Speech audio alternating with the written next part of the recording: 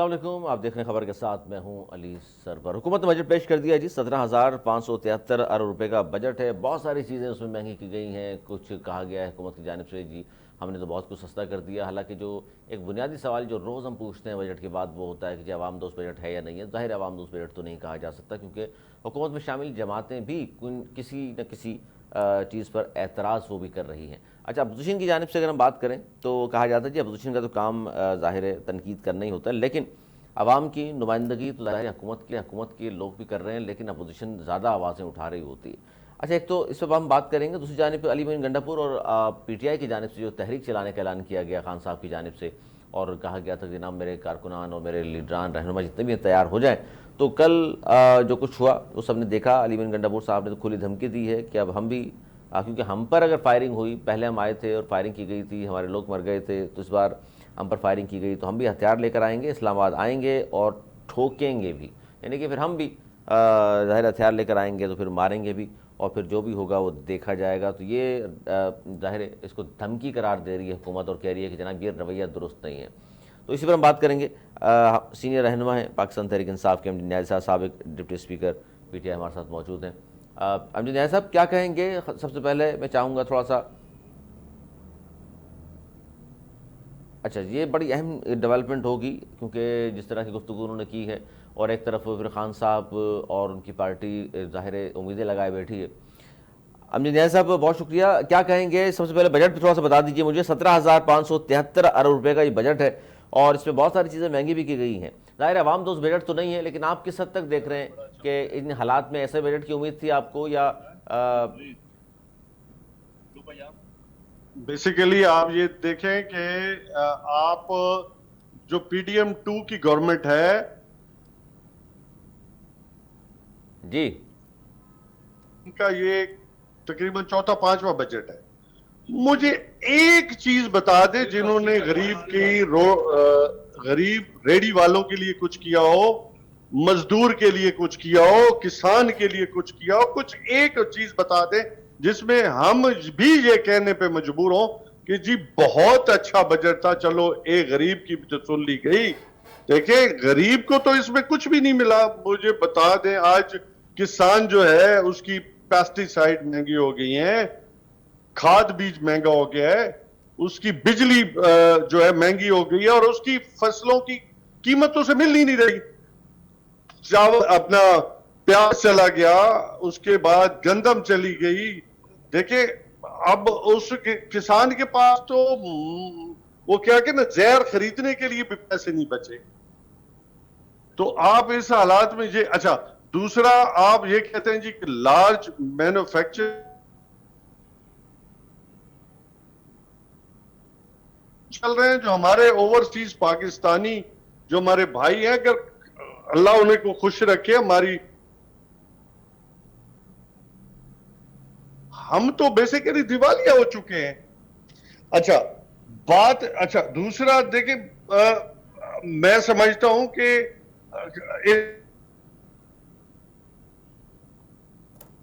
दिया है जो, उसके अलावा मैंने कहा कि हेल्थ देख लें, एजुकेशन देख लें। मतलब आम लोगों की जिंदगी बदलने के लिए कौन सा ऐसा इनिशिएटिव लिया है जिसमें ये कह सकें कि हमने मेजर रोल अदा किया इस बजट के अंदर। अच्छा, आपकी जानिब से ज़ाहिर है एहतजाज किया आपकी पार्टी की जानिब से। एहतजाज के दौरान ही वज़ीर ख़ज़ाना साहब ने बजट पेश कर दिया, लेकिन वज़ीर ख़ज़ाना साहब ने गुज़िश्ता रोज़ न्याज़ी साहब एक बड़ी अहम बात की। मेरा ख्याल है वही हक़ाइक़ हैं। वो कह रहे हैं कि हर काम कर्ज लेकर कर रहे हैं, तो क्या करें हम? तो खुद मान लेना जो आप मैंने बता दिया कि कर्ज लेके जो अगर गवर्नमेंट चला रहे हैं, तो फिर ये बताएं कि फिर इतनी वज़रा की, फिर इतने अशराफिया की ये इन्होंने जो तनख्वाहें बढ़ाई हैं, तो गरीब आवाम की तो इन्होंने 10%, जो आम छोटा मुलाजिम है उसके लिए तो 10% है। तो अशराफिया ने अपनी 600%, 800% अपने तनख्वाहें बढ़ा दी हैं। फिर खुद सोचें जब लल्ले तलल्ले क्यों कर रहे हैं, जब आपके पास कर्ज की मैं आप पी रहे हैं ना, तो आपको एहसास होना चाहिए कि ये गरीब अवाम के खून पसीने की कमाई आप अयाशियों में उड़ाने पे मशगूल हैं। तो खुदा का नाम लेना। फिर आप देखें आपका इस वक्त हालात जंग में मतलब है, उसके लिए भी देखें आप पैसा मांग रहे हैं, लेकिन उसके अदर साइड आप मतलब फिर देखें वो जो टैक्स पेयर के पैसे हैं वो सोच समझ के इस्तेमाल करें ना। मेरा मकसद है कि आपको सोचना चाहिए कि हमारी प्रायोरिटीज क्या है, क्या गरीब अवाम इनकी प्रायोरिटीज हैं, या वो है कि गुर्बत मुकाओ प्रोग्राम नहीं बल्कि गरीब को मार दो प्रोग्राम इनका चल रहा है। मेरी समझ में है कि जो वर्ल्ड बैंक की रिपोर्ट आई है कि जी 10 करोड़ लोग बिलो पॉवर्टी लाइन चले गए हैं, जिनको आप एक वक्त के खाने का मसला बन गया है। मुझे बताओ कि इस सिनेरियो के अंदर क्या सही बात पाकिस्तान है के आपकी, ये बात अंदर दुरुस्त है कि जब 10 मतलब करोड़ अनारकी आवाम, नहीं फैलेगी। बिल्कुल न्याय साहब, 10 करोड़ जो नंबर आपने कोट किया बिल्कुल दुरुस्त है। आलमी बैंक की रिपोर्ट है कि 45% लोग खत गुर्बत से नीचे ज़िंदगी, यानी कि खत गुर्बत का मतलब ये होता है कि एक टाइम का खाना भी उनको मुश्किल से मैसर आता है। मुयसर न जाए तालीम। अच्छा, फिर तालीम अच्छा, के ये आप इस फिगर मसला उठा ये के देख है लें। न्याजी साहब कि आप लोग गए तो कहा गया कि जी अब तो देखिएगा इन्होंने तो बेड़ा गर्क कर दिया, अब दूध शहद की नहरें बहा देंगे, लेकिन मजीद लोग खत गुर्बत से नीचे जा रहे हैं और ये कह रहे हैं मुल्क बड़ा बेहतरीन चल रहा है। मैं आपको बताऊं, जब हम गए थे तो 6% पे ग्रोथ रेट था। जीडीपी। ठीक है, दुनिया ने माना था कि पाकिस्तान ने, खान साहब ने, कि गवर्नमेंट ने दुनिया में कोरोना में बेस्ट परफॉर्मेंस दी, ग्रोथ रेट दी। Large manufacturing industry, cement industry, textile industry, हमारी एक्सपोर्ट, हमारे जो ओवरसीज पाकिस्तानी उन्होंने जो अल्हम्दुलिल्लाह बेपनाह पैसे दिए, पाकिस्तान एक स्टेबल पोजीशन में आया। पाकिस्तान का जो नॉन डेवलपमेंट बजट कम हुआ, आपका जो करंट डेफिसिट था वो कम हुआ, ग्रोथ रेट बढ़ी, लोग मतलब बेहतर पोजीशन में आए। अब खुद सोचे कि इन्हीं के फिगर देख ले, क्या उन्होंने 5 के फिगर को, वो भी फज हैं जो ये दे रहे हैं, 5 के फिगर को भी टच नहीं कर रहे। पिछले 2022 देख लें, 23 देख लें, 24 देख लें, 25 देख लें, सीक्वेंस तो वही है ना। चाहे वो, मैं इंटरम गवर्नमेंट तो मानता ही नहीं हूं, 22 से लेके ये PDM1, PDM2, PDM3 गवर्नमेंट चल रही है। अच्छा सर, तवक्कुफ कीजिएगा, मलिक रफ़ीक रिजवाना साहब हमारे साथ मौजूद हैं, साबिक गवर्नर हैं पंजाब के, नून लीग साहब का ताल्लुक है। अच्छा, उनसे भी हम बात करेंगे। अच्छा न्याज़ साहब, ये एक बात बताइएगा, ये जो गंडापुर साहब ने कहा है इस पर, अब बजट तो जाहिर है जिस तरह का है, आप जो फरमा रहे हैं आवाम का रद्दमल भी इसी किस्म का है, लेकिन गंडापुर साहब ने कल जो धमकी दी है कि हथियार लेकर इस्लामाबाद आएंगे और ठोकेंगे भी, सर ये तो फिर मतलब CM है एक सूबे का और इस तरह की अगर धमकी देगा तो क्या समझा जाएगा? देखिए, आप मेरी स्टेटमेंट, मैंने कल स्टेटमेंट हमने दी है, आपने मेरी मतलब हमने पैगाम दिया है। देखिए, हम एक पीस ऑफ माइंड के लोग हैं, पीस ऑफ माइंड के साथ हम प्रोटेस्ट करेंगे। लेकिन हम एक पॉलिटिकल पार्टी हैं, हमारा एक पॉलिटिकल विजन है, हम एक पॉलिटिकल विजन के साथ आए हैं और अल्हम्दुलिल्लाह हम पॉलिटिकल विजन रखते हैं। देखिए, हमको टेररिस्ट ग्रुप तो थोड़ी है कि हम मतलब हथियार उठा लें। देखिए, मुझे नहीं, मैंने उनका बयान चूंकि मेरी नजर से तो नहीं गुजरा, लेकिन चूंकि मैंने खुद भी था भी नहीं वहां पे उस वक्त जब उन्होंने कोई अगर बात की है, नहीं, आपके बयान दिया है, आप सब बता सब रहे जगह हैं। चला भी है, साथ में अच्छा, मोहतरमा मुझे अलीमा खान साहब मेरे मौजूद हैं। मुझे नहीं, मेरी बात, मेरे देखो, मैंने नहीं देखा क्योंकि इत्तेफाक से मैं कल बिजी था।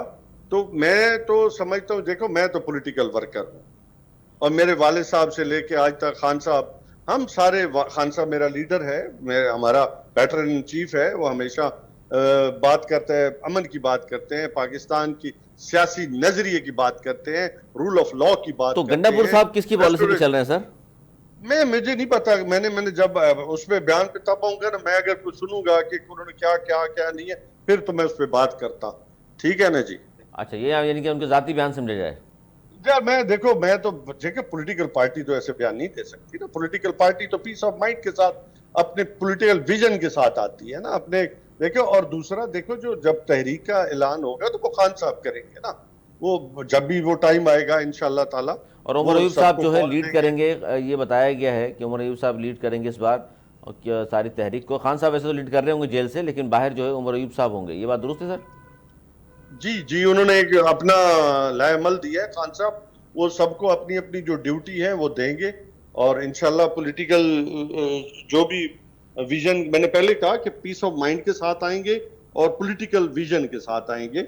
और अल्हम्दुलिल्लाह पॉलिटिकल पार्टीज जो है ना, वो हमेशा जो है वो पॉलिटिकल अपने एजेंडे के साथ आती हैं, वो हमेशा जो है वो मेरिट्स के साथ आती हैं। वो जो तहरीकें होती हैं वो यकीनन पाकिस्तान की तरक्की, प्रोग्रेसिव जमात है ना, हम अल्हम्दुलिल्लाह एक प्रोग्रेसिव जमात है। हम समझते हैं पाकिस्तान की मईशत मजबूत हो, पाकिस्तान की जो अपना हमारी जो नजरियाती सरहदें हैं वो हम उसकी हिफाजत करेंगे। हम पाकिस्तान को दुनिया के नक्शे पे एक मजबूत पाकिस्तान के तौर पे हमेशा हमने बात की है। हमने फॉरेन डिप्लोमेसी की बात करते हैं तो हमारा मतलब ये होता है कि हम पाकिस्तान के अंदर वो एजेंडा लेके आए, जब बाहर के मुल्कों को वो एजेंडा दे जो पाकिस्तान के साहब मफाद बिल्कुल सही है, लेकिन इसमें मसला ये है कि ये सब कुछ आप ज़ाहिर खान साहब के बगैर तो नहीं करेंगे। तो खान साहब की रिहाई के लिए आप समझते हैं कि एहतजाज से मसला हल हो जाएगा, खान साहब रिहा हो जाएंगे? यार देखिए, बात यह है कि देखो इस वक्त जो माहौल है आपके सामने है, हमने बारहा मज़ाकरात की बात की है और वो हमारी कमजोरी भी समझा गया है, लेकिन हम बात फिर भी हम समझते हैं कि कोई साहिब इख्तियार लोग हैं जो एक बामकसद पाकिस्तान की बात करें। और फिर हम जब मज़ाकरात की बात करते हैं तो उसमें एक चीज वाज़ेह होना चाहिए कि हम कोई डील और ढील की बात नहीं करते।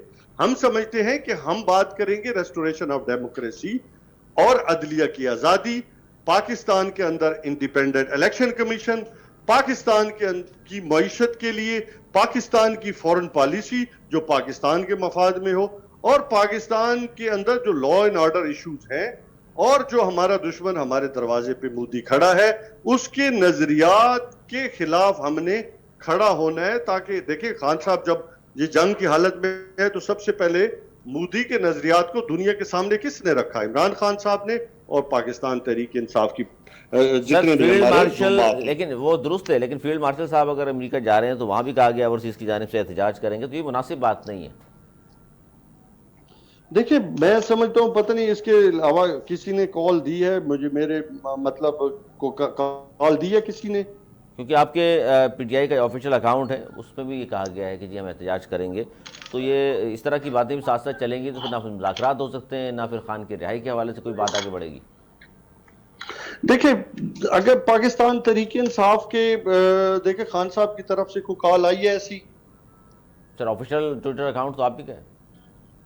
नहीं, मैंने कहा खान साहब की तरफ से ऐसी कोई बात आई नहीं, है खान अभी साहब ने तक? नहीं कहा, अलीमा साहिबा कह रही हैं। देखिए मैंने कहा खान साहब की तरफ से ऐसी कोई पॉलिसी होगी तभी पाकिस्तान तहरीक इंसाफ इसके ऊपर अपना रिएक्शन देगी ना। अच्छा ठीक है। अच्छा सर ये बताइए कि जितनी भी हम गुफ्तगू कर रहे हैं, ज़ाहिर आपने कहा जी हम चाहते हैं कि जमहूरियत मजबूत हो और उनसे बात करें जो साहिब इख्तियार हैं। साहिब इख्तियार से करेंगे या साहिब इक़्तिदार से करेंगे? यानी कि जमहूरी लोग हैं आप, तो जमहूरी लोगों से बात करना चाह रहे हैं या इस्टेब्लिशमेंट से ही बातचीत के लिए आप बार बार दरवाजे बजाते रहेंगे? ये देखिए हमने किसी के दरवाजे की बात नहीं की, हमने बात की है कि जो बामकसद मज़ाकरात करना चाहते हैं, मज़ाकरात कोई करना चाहते हैं जो साहिब इख्तियार हैं, कोई भी है, तो उसे उसके साथ हम खेलने के लिए क्योंकि उनकी मतलब तरफ से ये कहा पाकिस्तान गया है। के न्याय साहब आप जो बात कर रहे हैं बिल्कुल दुरुस्त है। पॉलिटिकल वर्कर का ये ख्वाहिश होती है कि जमहूरियत मजबूत हो, पाकिस्तान आइन के तहत चलेगा तो आगे बढ़ेगा, ये बिल्कुल सही कह रहे हैं आप। लेकिन जब आप इस्टेब्लिशमेंट की तरफ जाते हैं तो फिर लोग कहते हैं यार एक तरफ आप जमहूरियत के दाई हैं और दूसरी तरफ आप इस्टेब्लिशमेंट से बात करना चाहते हैं, उनका तो रोल नहीं है ना। देखिए मेरी बात अब देखें, आप उसको बाल की खसारने तुले रहे तो बड़ी मुझे नहीं लगता कि होनी चाहिए। मैंने तो बात की है कि जो इख्तियार रखता है, जो पाकिस्तान के एजेंडे पे बात करना चाहता है, हम उसके साथ बात करेंगे। अच्छा ये अब सर अब तक कॉल की जो बात हुई है उसमें कोई डेट अनाउंस तो नहीं की गई? एहतजाज की वो खान साहब खुद करेंगे, वो जब कॉल देंगे तो सब जो है लाहेमल जो है उसके मुताबिक बनाया जाएगा। मतलब आप लोगों की तैयारियां जो हैं वो कंप्लीट हो चुकी? पार्टी जो है वो अपनी हमेशा, जो पॉलिटिकल पार्टी है वो हमेशा तैयार रहती है।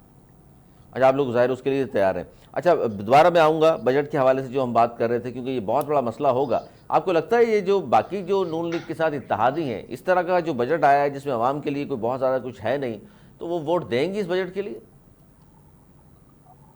वैसे तो ये उनके सवाल बनता है। देखो आदत तरह बटेर अगर जब चाहेंगे एक तरफ स्टेटमेंट दें कि जी हम इस अवाम को कुछ नहीं दिया गया, और दूसरी तरफ अच्छा, मतलब मैंने उनके खिलाफ बयान। ये न्याजा मैंने इसलिए आपसे पूछा कि ख्वाजा आसिफ जो हैं वज़ीर दिफा भी हैं, और वो जो तनख्वाह सिर्फ बढ़ाई है उन्होंने सेनेट के चेयरमैन की और स्पीकर की, उस पर सिर्फ उन्होंने ट्वीट किया है कि हाँ यार ये तनख्वाह नहीं बढ़नी चाहिए थी, ये तो खुली जो है माली फहाशी है, सिर्फ इस पर बात की है, बाकी पे वो कोई कुछ नहीं कह रहा।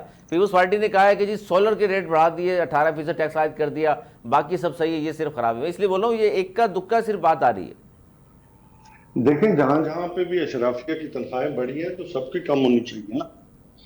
सिर्फ देखें उस पे गरीब आवाम के लिए 1 से 16 पे गरीब लोग जो हैं उनकी आप 10% बढ़ा रहे हो, अशराफिया की आप 600%। 800% बढ़ा 800% बढ़ा रहे हैं, जहां 1000% बढ़ा रहे हैं, तो आप खुद देख लें। अच्छा, उस पर सिर्फ 2 बंदों पे एतराज़ करके बाकी पूरा बजट कह रहे हैं सही है। सिर्फ तनख्वाही की तो बात नहीं है, मैंने तो पूछा नहीं नहीं, है कि आपकी बात नहीं जो कर रहा हूँ टैक्स। मैं, आपकी बात नहीं कर रहा हूँ मैं, ख्वाजा आसिफ की बात कर रहा हूँ कि वो पूरा बजट कह रहे हैं सही है, सिर्फ ये दो ख्वाजा साहब को वो जो देखे ना, कह रहे ख्वाजा हैं जी साहब 2 बंदों की तनख्वाह सही आप नहीं, मीठा ज़्यादा बढ़ा दी मीठा उन्होंने। हाफ हाफ मेरी बात सुने ना। मीठा मीठा हाफ हाफ कड़वा कड़वा थूक। उसकी वजह है कि चंद दिन पहले जो मिनिस्टर्स की और फेडरल मिनिस्टर की और कैबिनेट की बड़ी है, तो उसके ऊपर उनका तबसरा सुनना चाहिए था, आप पूछना भी चाहिए था। बिल्कुल बिल्कुल। और चूंकि सरकारी मुलाजमीन की 10% तो बढ़ा दी, पेंशन 7%, लेकिन आम जो आदमी है उसका पूरे बजट में जिक्र ही नहीं, जिसकी तनख्वाह 37,000 मुकर्रर की गई है, जो प्राइवेट जॉब्स करते हैं, करोड़ों की तादाद है उनकी। सर उनके लिए जाहिर है अपोजिशन के बारे में कहा जाता है, वही आवाज़ उठाते हैं, तो आप लोग यकीनी तौर पर इसके लिए भी आवाज़ उठा ही रहे हैं। और ये बजट आसानी से मंजूर होने दे देगी पीटीआई सर? असेंबली में एहतजाज या कुछ इस तरह का लाएमल बनाया आपने कि जिससे मुश्किल पेश आए देखिए, हुकूमत हम तवक्को तो हमें नहीं है कि, क्योंकि पहले भी वो बिल्डोज करना चाहेंगे बजट को, और उसी तरीके के साथ पहले तो हमेशा ये होता था कि रवायात अब चूंकि थोड़ी सी मुख्तलिफ बन गई है, कि जो मुस्बित तजावीज़ होती हैं, जो जो फिजिबल चीज़ें होती हैं, प्रपोजल होते हैं अपोजिशन के, वो पहले तो किसी ज़माने में बड़े अच्छे माने भी जाते थे, लेकिन अब तो सोचा जाता है कि ठीक है जी, ये हम हम सबसे ज़्यादा ज़हीन हैं। जमहूरियत में तो ये नहीं होता था।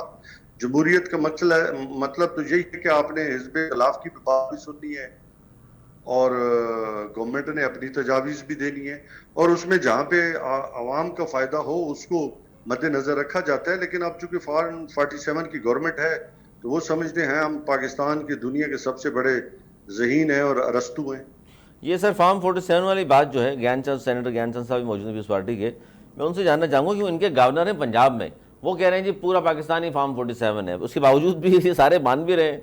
और ज्ञानचंद साहब, आपके गवर्नर साहब मान भी रहे हैं फार्म 47 में पूरा पाकिस्तान बैठा हुआ है। और अभी अब्दुल नजीम चंद साहब ने भी कहा जी समड़ियाल में धांधली की, नून लीग की रिवायत यही है, अंपायर के बगैर खेलती नहीं है। हसन मुर्तज़ा साहब ने भी यही कहा। लेकिन सारी बातें नून लीग पे आप करने के बावजूद साथ उन्हीं के बैठे में।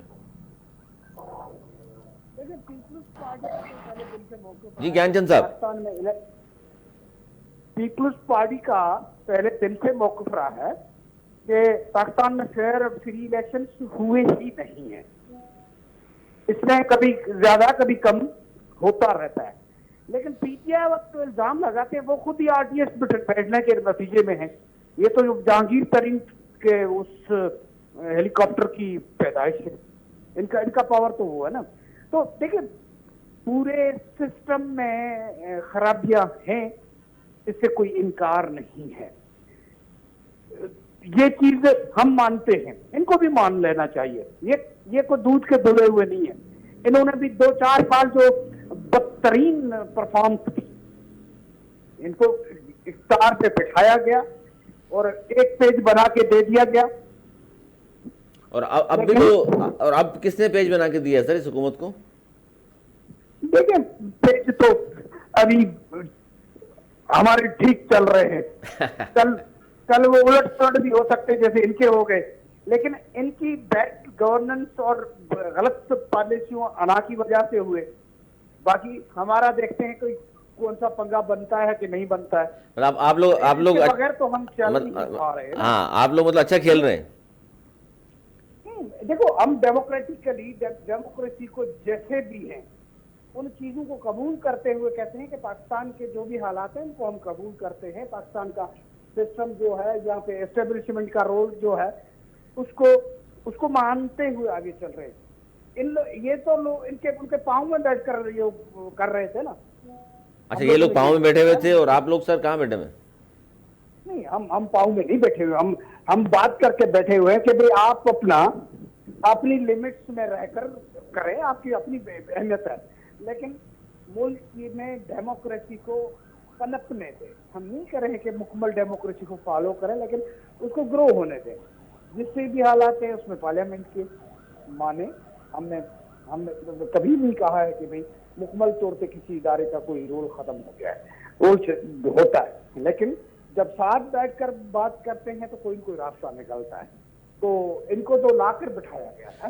अच्छा, साथ बैठना चाहिए। मैं पूछ लेता हूँ, न्याजी साहब भी मौजूद हैं। न्याजी साहब वो कह रहे हैं आप लोग तो खैर चले पाँव में बैठे हुए थे, वो कह रहे हैं कि साथ हमारे बैठे ताकि बात करें, उनका रोल कम से कम करें हम लोग। किनका रोल कम करें? सर एस्टेब्लिशमेंट की तरफ इशारा है इनका। लेकिन असल में ना वो, मैं एक शेर कहूंगा कि हैं कवाकब कुछ नजर आते हैं कुछ। देते हैं बाजीगर धोखा खुला। हाँ बस मैं भाईजान से ज्यादा कुछ नहीं है। ज्ञानचंद मेरा मतलब ज्ञानचंद जो है ना, मैं इसको सिर्फ इतना ही कहना चाहूंगा, जब इनके खुद जो है वो कोई मफादात टकरा जाए तो वो फिर इनके बयानात कुछ होते हैं, और जब इनके अपने मफादात चल रहे हों तो 26वीं तरमीम के अंदर इनका जो किरदार है वो कौम के सामने है। उस वक्त जी खड़े होते जब पाकिस्तान तहरीक इंसाफ जो खड़ी थी, तो आज जो अदलिया की आजादी जो है वो खत्म हो चुकी है। किरदार दुनिया देखे, बानी जुल्फकार अली भुट्टो जो था, उस वक्त कौम ने कंसेंसस दिया और तमाम पॉलिटिकल पार्टीज उस वक्त इकट्ठी हुई और 73 का कॉन्स्टिट्यूशन आया। तो उसके बाद इन्होंने 26वीं तरमीम पे जो है इनके क्रेडिट पे, जो पीपल्स पार्टी के क्रेडिट पे एक ही चीज थी कि जी उस वक्त जो है इन्होंने कंसेंसस डेवलप किया था तमाम पॉलिटिकल पार्टीज ने, ठीक है। तो वो भी इसमें भी अब ये डिस्क्रेडिट अपने आप को कर चुके हैं कि इन्होंने कॉन्स्टिट्यूशन का हुलिये बदल दिया। अब वो क्या रह गई? अब तो जी जब एक पिलर ही निकाल दिया स्टेट का जिसके ऊपर आप कह सके कि जी वो आजाद अदलिया है। आप जहां पे ये तस्वर आ जाए कि जी मेरा जज बैठेगा और फिर तेरा जज बैठेगा, अब तो यही है ना, टोटल यही है। यानी आप कह रहे हैं कि 26वीं आईनी तरमीम से आप कह रहे हैं इस मुल्क को फायदे के बजाय नुकसान होगा। और देखें उसमें आपने मिलिट्री कोर्ट्स का क्या किया, आपने बहुत सारी चीजें, फिर क्या हुई, उसका नतीजे में क्या रिजल्ट आया कि अदलिया ने क्या अपने डिसीजंस दिए। ज्ञानचंद साहब, ये गलतियां हैं आपको, ये आगे जाके नादिम होंगे आप इस पे, या अभी इस पे डटे हुए हैं आप लोग के अच्छा फैसला था? माय टैलेंट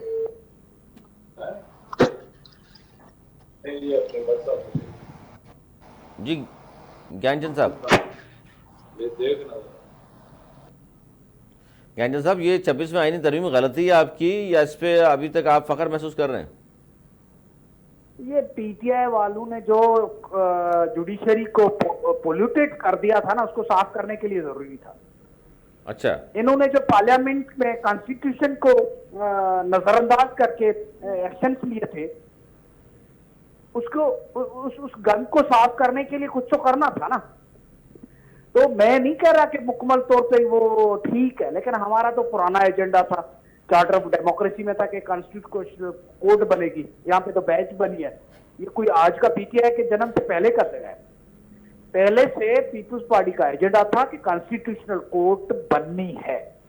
हमने तो फिर डेमोक्रेटिक नहीं, ये पुराना जरूर था। मोहतरमा बेनजीर भुट्टो ने जब मिसाक जमहूरियत किया तो उसके बाद तो गवर्नमेंट आपकी आई, उस वक्त क्यों नहीं बना लिया आपने? देखिए उस टाइम पे हम नहीं बना सके। उस टाइम पे तो हम वो नैब कवानीन को, नैब को खत्म करना चाहते थे। हमारे जो अभी जिनको हम सपोर्ट कर रहे हैं, नू लीग वाले नहीं माने थे, और नैब तो आज भी सर, आज भी खत्म नहीं किया। लेकिन डेमोक्रेटिकली सबको साथ ले चलना पड़ता है।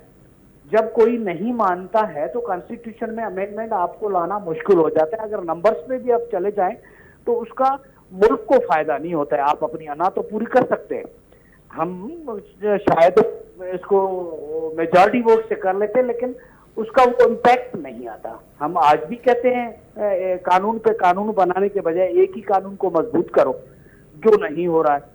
हम जो जुडिशरी की जब बात करते हैं, 26वीं तरमीम की ये जो बात करते हैं, तो क्या वो जजेस के फैसलों पे अगर आप एक प्रोग्राम कर लें, तो मैं तो खैर ला का बंदा नहीं हूँ, लेकिन उसके इम्पैक्ट, उनके एक्ट्स जो हैं वो तो अच्छा नहीं चले ठीक है। crystal इस clear वक्त है। ज्ञानचंद साहब, इस वक्त चूंकि इस वक्त सबसे बड़ी जो खबर थी वो तो जाहिर है बजट है। बजट को पाकिस्तान पीपल्स पार्टी किस तरह देख रही है, सपोर्ट करेगी नहीं करेगी, क्योंकि अवाम दोस्त बजट तो ये है नहीं, ये तो आपने भी देख लिया। देखिए, इसमें कोई शक नहीं है, आवाम दोस्त बजट नहीं है। थोड़ा बहुत कहीं कहीं रिलीफ दिया गया है, वो भी आटे में नमक के बराबर है। लेकिन कुछ कुछ सेक्टर्स हैं, जैसे सोलर पे उन्होंने ड्यूटी लगा दी। 18% मैं हम पीपल्स पार्टी मुखालिफ है, लेकिन जाती तौर पे मैं कहता हूँ कि गरीब गुरबा जो है, जिसको लाइट का बिल नहीं भर सकता, वो एक सोलर प्लेट लगाकर घर के बल्ब जला के बैठा हुआ है, उसके लिए भी वो महंगा हो गया। इस तरह से बाकी जो टैक्सेस हैं मुख्तलिफ, इवन एक मजबूरी भी है, लेकिन डिफेंस बजट को इस तरह बढ़ाया गया है। हमारे एजुकेशन सेक्टर, हमारा हेल्थ सेक्टर वो पीछे रह गया है। कुछ हालात की मजबूरी है, कुछ IMF के सर हालात तो मैं आपको बताऊं कि ये गवर्नमेंट जो आई पिछले साल, जब ये कह रहे थे कि हम नए नए आए हैं, तो उस दफ़ा 1400 अरब का तरक्याती बजट दिया था। इस बार जब ये दूसरा साल आ गया तो उससे बढ़ना चाहिए था, 1000 पे आ गए वापस। ये अजीब सी बात नहीं है। और वज़ीर-ए-आज़म हाउस का खर्चा पिछले साल 72 करोड़ था, इस बार 86 करोड़ कर दिया है, और साथ में कह रहे हैं किफ़ायत शारी मुहिम चल रही है। ये कौन सी मुहिम है सर? एक तो इन्फ्लेशन की वजह भी है, लेकिन मैं इसको डिफेंड नहीं करूंगा। हमें चाहिए कि हम जो खर्चे हैं उनको कम करें। हम इनकम को बढ़ाएं जरूर, लेकिन खर्चे कम करें। वहां पे खर्चे बढ़ाएं जहां पे इनकम जनरेट कर सके।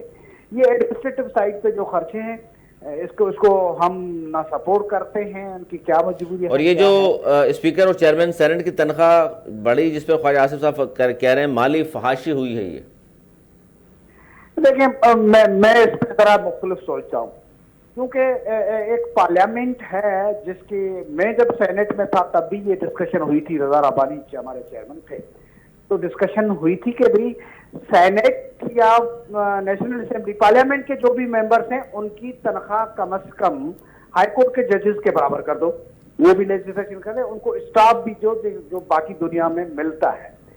बाकी एक 17 ग्रेड का अफसर जो है, सीनियर अफसर है, वो भी 1.5 लाख पौने 2 लाख सैलरी ले रहा था।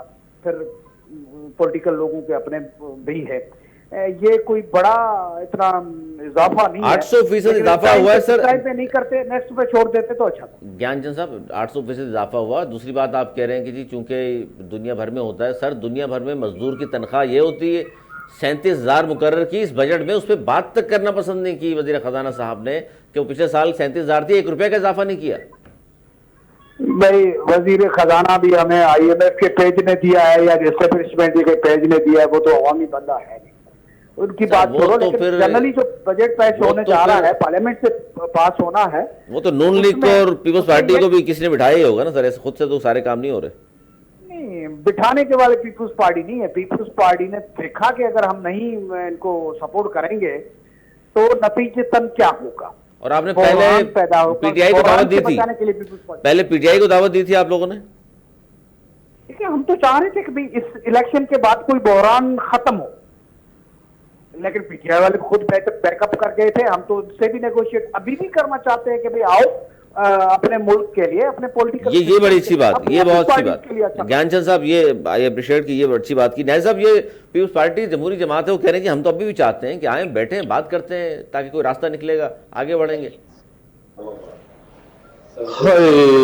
क्या कहने ज्ञानचंद साहब, मैंने पहले कहा कि कोई पहले अपना रास्ता ठीक कर लेना कि हमने किस साइड पे बैठना है। वो सामने आते भी, साफ छुपते भी नहीं और सामने आते भी नहीं, आईनी ओहदे भी पास रखे हुए हैं, हुकूमत में शामिल भी नहीं है।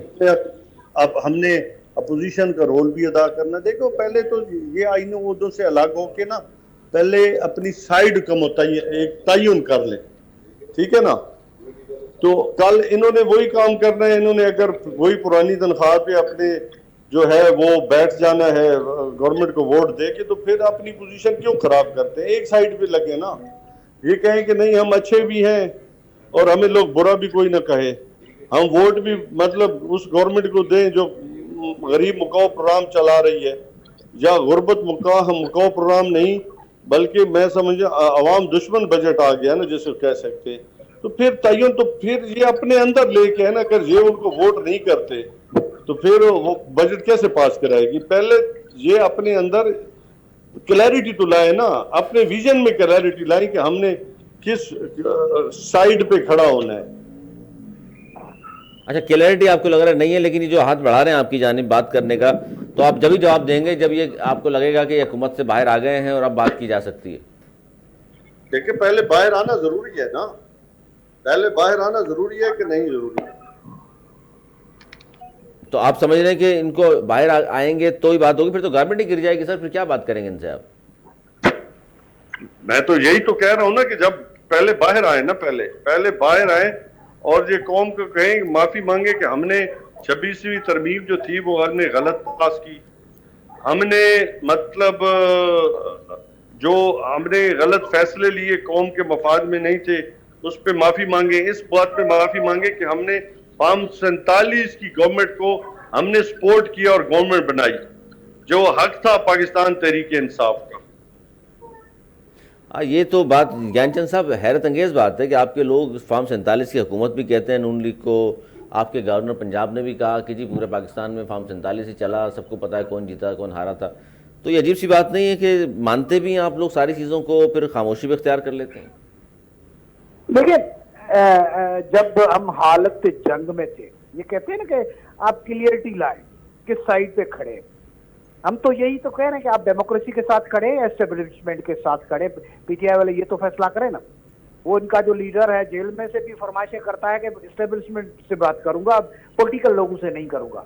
जब वो वजीर आजम था तब भी उन्होंने कभी अपोजिशन के किसी को, वो तो अगर गवर्नमेंट ये कहते हैं ठीक थी, हम तो कहते हैं आरटीएस की, वो भी गवर्नमेंट आरटीएस बिठाने की थी, लेकिन अगर इसको भी ये सही मान ले तो उस टाइम पे इन्होंने कौन सा अपोजिशन के साथ बैठकर मामला तय किए थे? ये तो बेसिकली पॉलिटिकल लोग ही नहीं है, डेमोक्रेटिक लोग ही नहीं है। हम डेमोक्रेटिक लोग हैं, बात हो सकती है, किसी से भी बात हो सकती है। हमारी अगर इंडिया से नेगोशिएट हम कर सकते हैं तो आपस में बैठ कर क्यों नहीं कर सकते? जब ये जंग के हालात थे तब इनका क्या रवैया था? इनका ट्विटर, इनका एक्स अकाउंट, इनके जो लोग वो उनका क्या बयानिया था? आज तक मोदी को जिस तरह से Bilawal butcher of the Gujarat करके बोलता है, इस तरह से ये लोग क्यों नहीं बोल अच्छा, रहे? इनसे तो तवक्को कर रहे हैं सर, इनको तो कह रहे हैं मोदी के बारे में उनको कहना चाहिए, और तो मियां नवाज शरीफ साहब ने भी मोदी का नाम नहीं लिया, फिर उनको भी बोल दें एक दफा। देखिए, हम अगर नहीं लिया तो मैं उनको थोड़ी कह रहा हूँ कि तक हम तो कहते हैं कि जिस तरह से बिलावल बोल रहा है दुश्मन के साथ, इस तरह से आंखें डालकर बोलो ना, ये छुपते क्यों है? तो ये क्लियरिटी नहीं, छुपने वाले तो नहीं। न्याजी साहब, ये दुश्मन के बारे में तो जाहिर खुल के बात करते हैं ना, अभी क्या सुन रहे हैं कि जी उसके बारे में बात करते हुए मोदी इनका दोस्त है, बाकी इंडियन आर्मी इनके दुश्मन है, ये कह रहे हैं। ये तो बात नहीं हुई ना न्याजी साहब। अगर पूरे का पूरी जिम्मेदारी अगर आप किसी लीडर पे नहीं डालोगे, उसके इदारों पे डालोगे, ये तो बात नहीं हुई ना। जब इंडिया की बात खुला दुश्मन है सर, मोदी खुला दुश्मन है, उसी की पॉलिसीज हैं, आरएसएस की पॉलिसीज हैं, बीजेपी की पॉलिसीज हैं। मुसलमानों के बारे में कौन नहीं जानता, उसको कसाब का खिताब मिला हुआ है, गुजरात का कसाब, दुनिया जानती है। अमेरिका ने पाबंदी लगाई थी उसके ऊपर, उसके बारे में तो सबको कहना चाहिए, और पूरी कौम की जिस तरह इकट्ठी खड़ी हुई, सियासी जमातों को भी इकट्ठा खड़ा होना चाहिए। न्याजी साहब, इस बात पे तो एग्री करना चाहिए आपको। देखिए, मैं ये कहना चाहूंगा कि देखो, बीजेपी के जो मोदी का एजेंडा है ना, वो कोई डे 1 से नहीं है, अपना आज से नहीं है, डे 1 से है। उसके जो मैनिफेस्टो में पढ़े कि उसके नजरियात क्या है, और खान साहब और पाकिस्तान तहरीक इंसाफ क्यों आरएसएस का एजेंडा सबके सामने रखते हैं, कि ये आपको सारी बातें नहीं बताते। मुझे बताएं कि जब ये हम हालत जंग में थे तो इन लोगों ने उसके एजेंडे को क्यों नहीं एक्सपोज किया? इवन पाकिस्तान के अंदर भी उन्होंने नॉट ए सिंगल कोई मुझे बता दें जिसके ऊपर कोई किसी ने डिबेट की हो, किसी ने ट्वीट की हो, किसी ने बयान दिया हो। मतलब साफ सी बात है, बात यह है कि आपको उनकी जो सोच है उनके बारे में आपको इल्म होना चाहिए, और वो एजेंडा जो पूरी उन्होंने अपने हिंदुस्तान को भी तबाह कर दिया है। जो सेकुलर हिंदुस्तान था, अब उसकी सोच वो सेकुलर नहीं रही। अब तो उन्होंने मतलब इवन जो मुस्लिम कम्युनिटी है उनके लिए उनकी जिंदगी कितनी तंग की है, जो इवन सिख कम्युनिटी है उसको कितनी वो तकालीफ दे रहे हैं, आपके इल्म है कि काफी जो है। बिल्कुल। इसके अलावा इवन इंडिया के अंदर जो है 44 मेरे ख्याल में मौन आजाद जो है वो तहरीकें चल रही है इंडिया की बिल्कुल। पोजीशन तुझे है। मतलब देखिए, असल बात यह है कि पाकिस्तान के जो पॉलिटिकल पार्टीज को विजन रखना चाहिए था कि वो किस साइड पे खड़े हैं। देखिए, कौम को एक पेज पे लाने के लिए भी आपका एक विजन क्लियर होता है ना। पाकिस्तान तहरीक इंसाफ को तो बिल्कुल क्लियर स्टांस है और हम अपनी उसमें खड़े हैं। जंग के दौरान वो कह रहे हैं जी आपके ट्विटर हैंडलर जो थे वो फिर भी मुल्क के खिलाफ ही बात कर रहे थे। नो, हमारे ट्विटर हैंडल जितने भी थे वो पाकिस्तान के दिफा के लिए खड़े थे और खुद जो है वो माना गया है कि पाकिस्तान के लिए जो है हमारे फर्स्ट लाइन वॉरियर बने हैं। अब इसको अगर अता तारड़ ने भी तस्लीम किया। ये ज्ञानचंद साहब ये बात दुरुस्त है, अता तारड़ साहब ने भी एक इंटरव्यू में इस बात को तस्लीम किया था। लेकिन भाईजान ये बात भी दुरुस्त है कि लास्ट इलेक्शन में इमरान खान की बड़ी ख्वाहिश थी कि मोदी जीत कर आए। ये बदियाजी साहब जो कहते हैं ना, डे 1 से हमारी बात क्लियर है, तो ये भी तो रिकॉर्ड का हिस्सा है ना। ये भी हिस्सा है और ये भी हिस्सा है कि मियां साहब के घर वो शादी में भी आए, पगड़ियां चेंज की, ये भी हिस्सा है। मैं उसको डिफेंड नहीं कर रहा हूँ, लेकिन ये जो क्लियरिटी की बात कर रहे हैं ना, वो क्लियरिटी कहाँ गई? फिर ट्विटर हैंडल्स की ये कुछ भी कहें, लेकिन दुनिया के सामने तो वो क्रिस्टल क्लियर है कि इनके ट्विटर हैंड किस तरह से काम कर रहे थे। इनको पाकिस्तान नजर नहीं आ रहा है अपने पार्टी मफादात के लिए, जाती मफादात के लिए। इनको पाकिस्तान नजर नहीं आ रहा। जब इमरान खान जब पकड़ा गया तो उन्होंने कहाँ पे हमले किए? अब जब दुश्मन सरहदों पे खड़ा था तो कहाँ पे काम किया? बाकी क्लियरिटी की जो बात कर रहे हैं कि ये बाकी को इल्जामात ना दें, अपनी क्लियरिटी करें। इमरान खान ने ये ऑन रिकॉर्ड ये है कि कहा था कि मोदी जीत कर आएगा, ये पाकिस्तान के मफाद में होगा। नतीजा क्या निकला कि कश्मीर का जो स्टेटस था वो भी वापस ले लिया गया। और फिर हमने 370-35 पे खत्म किया उन्होंने। हाँ, हमने क्या किया कि हम एहतजाज करेंगे इस कॉन्स्टिट्यूशन, हर जुमे को खड़े होकर एहतजाज करेंगे। बात की बात रहेगी। तो इस तरह से तो नहीं होता है। मैं कहता हूं बाकी मामला अपनी जगह पे, आप डिसएग्री करें लेकिन बैठे। Political democracy is the name of dialogue. तो आपको एक टेबल पे बैठकर बहस करनी पड़ेगी, बिल्कुल साथ बैठना पड़ेगा, पॉलिसी तब्दील करनी पड़ेगी। बहुत शुक्रिया अमनी न्याय साहब आपका, ज्ञानचंद साहब आपका, हमें ज्वाइन किया। और अब बात हो रही थी जनाब के एक तो बजट के हवाले से कि पाकिस्तान पीपल्स पार्टी ने भी एतराज़ किया है बहुत सारी बजट की बहुत सारी चीज़ें जो सामने आई हैं उस पर। हुकूमती बेंचों से भी एतराज़ इस बजट के ऊपर, और ज़ाहिर अपोजिशन की बात करें वो तो कर ही रहे हैं। लेकिन PTI की जानिब से ये जो अली बिन गंडापुर साहब ने धमकी दी, हथियार लेकर आएंगे इस्लामाबाद और ठोकेंगे भी, इस पर बड़ी ज़ाहिर कोशिश थी हमारी कि अंदर खबर बाहर लाएं कि वजह क्या है, अचानक इस तरह की धमकियों पर क्यों उतर आए हैं, असला उठाने की बात क्यों की गई है, ठोकने की बात क्यों की गई है, यानी कानून हाथ में लेने की बात क्यों की गई है। एक CM है एक सूबे के, उनकी जानिब से। लेकिन ज़ाहिर साबिक डिप्टी स्पीकर हमारे साथ मौजूद थे अमजद साहब, वो कह रहे हैं जी मैंने तो बयान सुना ही नहीं, यानी कि वो समझाने की बात कर रहे थे कि इस तरह के बयान नहीं आने चाहिए। देखते हैं खान साहब की पॉलिसी है या खुद ज़ाती बयान तक महदूद रहेगी ये बात। आने वाले प्रोग्राम में इस पर डिस्कस करें। अपना बहुत ख्याल रखिएगा। हमें दी इजाज़त, के बाद।